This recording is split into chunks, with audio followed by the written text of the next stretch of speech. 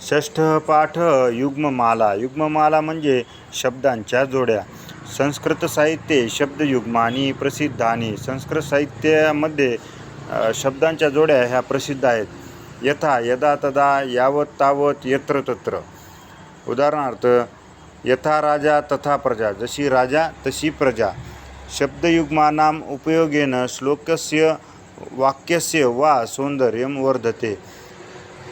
शब्दांच्या जोड्यांच्या उपयोगाने श्लोकाचा किंवा वाक्याचा सौंदर्य हे वाढते.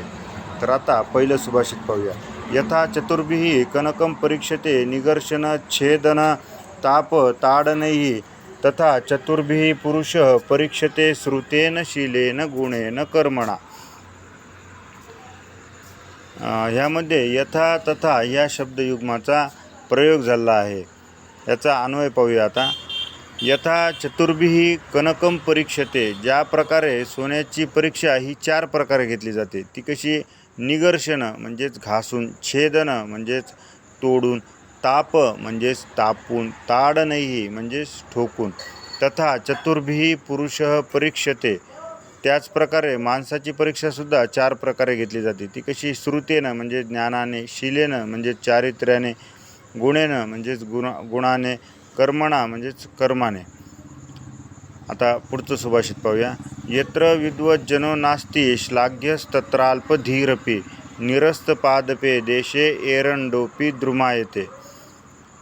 तर ह्यामध्ये यत्र आणि तत्र ह्या शब्दयुग्माचा प्रयोग झाला आहे.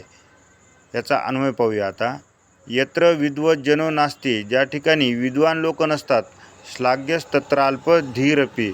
त्या ठिकाणी अल्पबुद्धीचे लोकसुद्धा प्रशंसनीय ठरतात. श्लाघ्य म्हणजे प्रशंसनीय. निरस्तपादपे देशे एरंडोपी द्रुमायते. तर ज्या देशामध्ये झाडं नसतात, निरस्तपादपे देशे म्हणजे ज्या देशामध्ये झाडं नसतात, पादप म्हणजे झाड, एरंडोपी द्रुमायते. एरंडाला सुद्धा झाड मानले जाते. आता पुढचं सुभाषित पाहूया. यदा किंचिज्ञोहम द्वीप इव मदांधः समभवम तदा सर्वज्ञोस्मीत्यभवदवलिप्तं मम मनः.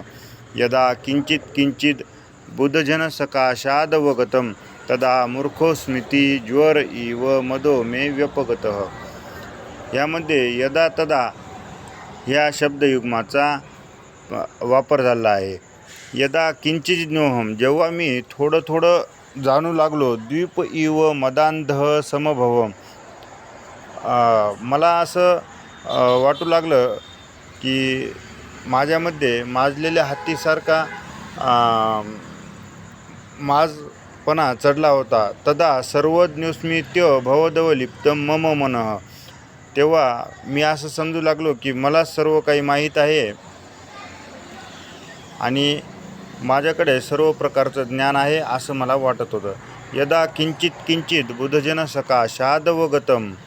जेव्हा मला विद्वानांकडून थोडं थोडं कळायला लागलं. तदा मूर्खोस्मिति ज्वर इव मदो मे व्यपगतः.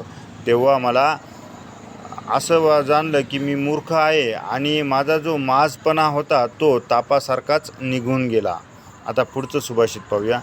तावत भयाद्दि भेतव्यम यावत भयम अनागतम आगतम तू भयम वीक्ष नरः कुर्याद यथोचितम. यामध्ये यावत तावत ह्या शब्दयुग्माचा प्रयोग झाला आहे. याचा अन्वय पाहूया आता. तावत भयाद्दि भेतव्यम संकटाला तोपर्यंतच भेलं पाहिजे. यावत भयम अनागतम जोपर्यंत भय हे आलेलं नाही आहे. आगतम तू भयम वीक्ष संकटाला पाहून तर काय करायला पाहिजे? नरः कुर्याद यथोचितम त्याचा सामना करायला पाहिजे. आता पुढचं सुभाषित पाहूया. उत्तमो नाती वक्ता स्याद धमभौ भाषते सुवर्णेन ध्वनिस्ताद्रक याद्रक क्वांसे प्रजायते. ह्यामध्ये याद्रक आणि ताद्रक ह्या शब्दयुग्माचा प्रयोग झाला आहे. उत्तमो नाती वक्ता जे उत्तम लोक असतात ते खूप थोडं बोलतात आणि ह्या उलट जे अधम लोक असतात, शाद धमो बहु भाषते. अधम लोक काय असतात ते खूप बडबड करतात. सुवर्णेन ध्वनिस्ताद्रक याद्रक क्वांसे प्रजायते. आणि हे सिद्ध करण्यासाठी सुभाषितकारांनी काय केलं आहे, एक सोन्याचं आणि कांस्याचं उदाहरण दिलं आहे.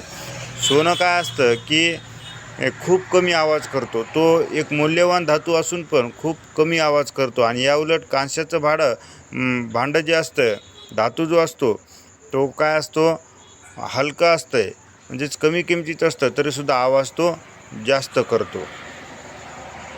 आता पुढचं सुभाषित पाहूया. यादृशम वपते बीजम क्षेत्रमासाद्य कर्षकः सुकृते दुष्कृते वापी तादृशम लभते फलम. ह्या सुभाषितामध्ये यादृशम तादृशम या शब्दयुग्माचा प्रयोग झाला आहे. याचा अन्वय पाहूया. आता यादृशम वपते बीजम, ज्या प्रकारे बी हे क्षेत्रमासाद्य कर्षकः शेतामध्ये पेरल्या जातो, शेतकरी ज्या प्रकारचं बीज पेरतो, सुकृते दुष्कृते वापी तादृशम लभते फलम, सुकाळ असो किंवा दुष्काळ असो त्याच प्रकारचं फळ हे प्राप्त होते. या ठिकाणी आपला पाठ संपलेला आहे. पुन्हा भेटूया पुढच्या पाठात. तोपर्यंत नमस्कार.